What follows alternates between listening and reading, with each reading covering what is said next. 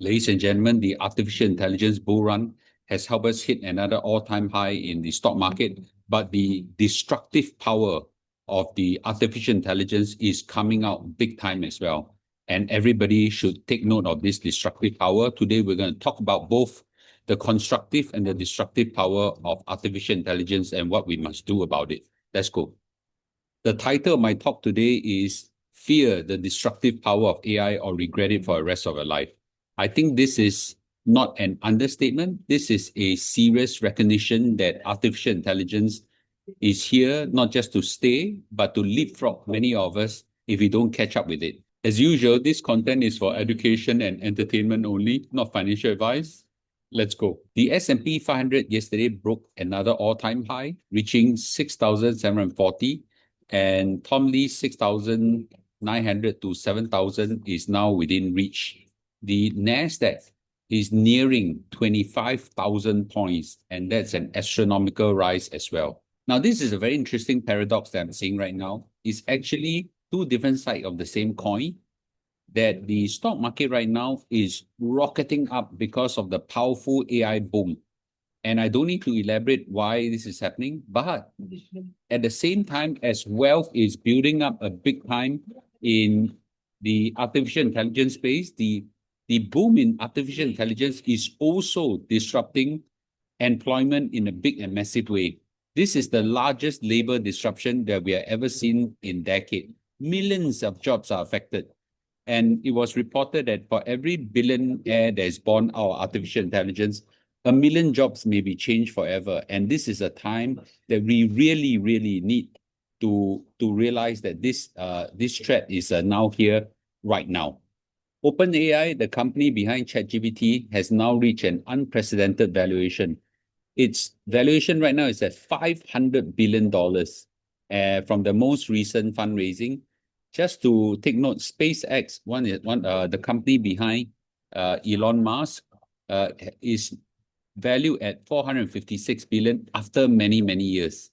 So this number of OpenAI valuation has gone up by 67% over a 6-month period. And this is really an astronomical rise, and it's also driving up every bit and power of the entire stock market.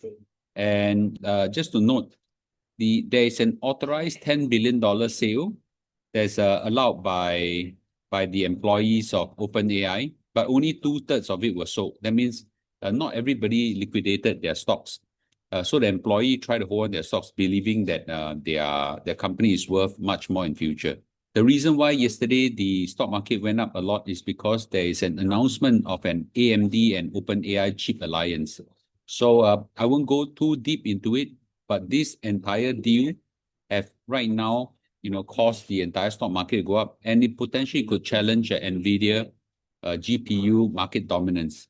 It's very interesting to see how this is a circular investment cycle. It's all within the same community. So NVIDIA, which is the chip manufacturer behind most of the artificial intelligence companies, invested $100 billion into OpenAI, which is ChatGPT. Now, OpenAI takes some of the money or take all the money, okay, and then he pays Oracle for the cloud infrastructure because OpenAI needs a lot of cloud infrastructure. And then Oracle, on the other hand, buys more chips from NVIDIA. So every cent that NVIDIA put in funds itself. So actually, this is within the industry kind of thing, right? So profits may not be non-organic and fueled by reinvested capital rather by real demand. So this one causes to be a little bit more fearful of this whole AI rise. There is a Stargate project that has 10 gigawatts of global data center network. $850 billion of capital expenditure is put in. Just to let you know, $850 billion is even higher than the GDP of Singapore. Singapore GDP is only about 560 something US dollars a year. So this is even higher. So the big tech spending for 2025 alone is about $155 billion. That's roughly about a quarter of that of Singapore GDP. So AI right now is a national scale investment. Private companies are right now spending like governments, and this is a non-trivial number. And I've highlighted this before, that S&P 500 right now is highly dependent on the Max 7. If you take a look at the Max 7 or the top 8 stocks, right now they are occupying about 40% of S&P 500 value, and it's actually quite scary. This is where I want to highlight the destructive power of artificial intelligence. And I think it all started in China when there was high youth unemployment. Now, to be fair, when it started, it wasn't really because of artificial intelligence. It is probably because China economy wasn't doing well. But right now, it's probably the main cause of youth unemployment.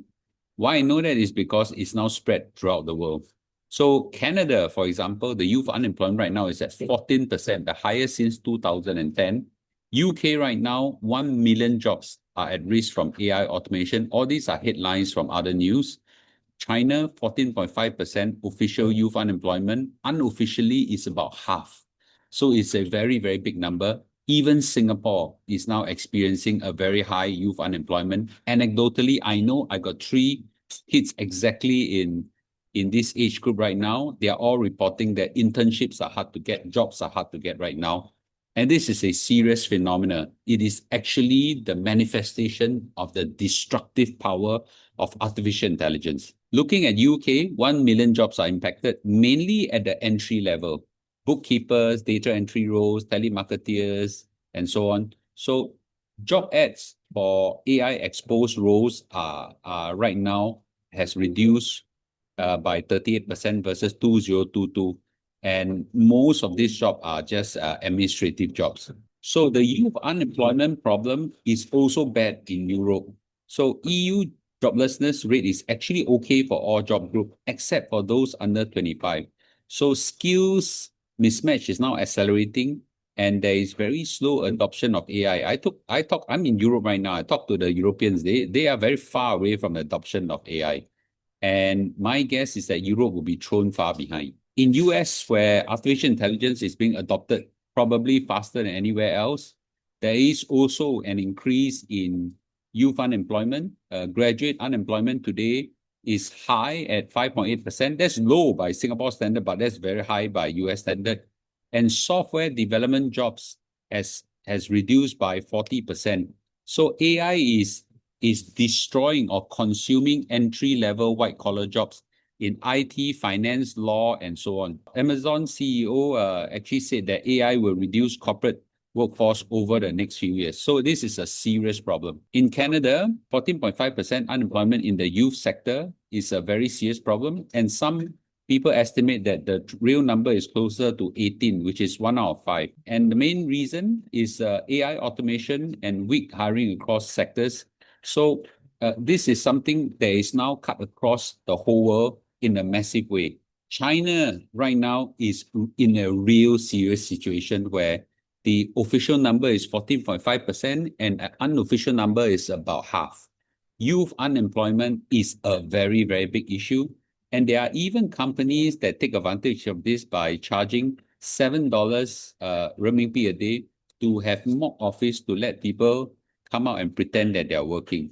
And this is where there are a lot of silent protests across the young people. They have this tanping, lying flat kind of movement in a silent protest. And this is going to be a serious issue. So to sum up, this is just a snapshot of the major economy, including Singapore, of the global job crisis numbers. And they are largely driven by artificial intelligence. And I will tell you right now, at the speed I'm seeing how artificial intelligence is being developed, I think that the situation will get far worse, not just in the youth unemployment, but also in other sectors. Now, as much as there is a massive destruction in jobs in the traditional sectors, but I would say that new opportunities are rising as well. So I think it's very important for all of us, and I stress all of us, whatever age you are, to quickly get yourself upskilled in artificial intelligence. Because Morgan Stanley estimated that 300 million jobs are now at risk, and we are probably sitting on these jobs as well. Now, fortunately, there are new jobs now available. A lot of AI ops, cyber governance, data ethics job, and all this all coming up. And I think all of us need to be retrained. World Economic Forum estimated that about 40% of us need to be retrained. I suppose if you are in a farm job, that's not too big an issue. If you are in a job where you are a chef, AI probably will just help you do some sourcing or whatever. Your skill is still important. If you are a good surgeon with a knife, I think you are still okay. But I would say, at least 70% of the world's job will all be affected. And government must come in to speed up AI education in a fast and rapid way. I know I've been warning about the AI bubble, but the truth of the matter is that I'm riding the entire AI wave. I take out some of the growth and rebalance it. And I think it's very important for us to ride this wave. This is one of the biggest bull run that I've not seen for a very long time. And it is a very nice experience to run bull runs, but it is also a dangerous thing to go to chase after bulls. So I would suggest that everybody, if you are sitting on this in this bull run right now, take some comfort, okay? And also probably just want to de-risk yourself a bit.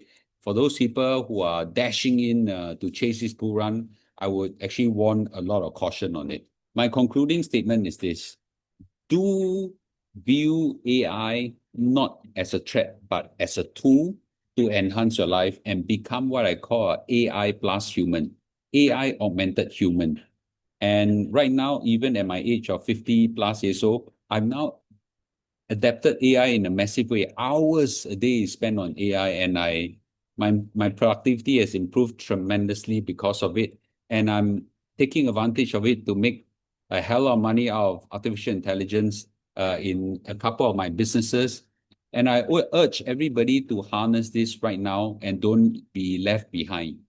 And re-engineer your career in whatever space you are to harness AI, regardless if you're in finance, as a teacher, or you're an entrepreneur, or any way, harness AI in a big way.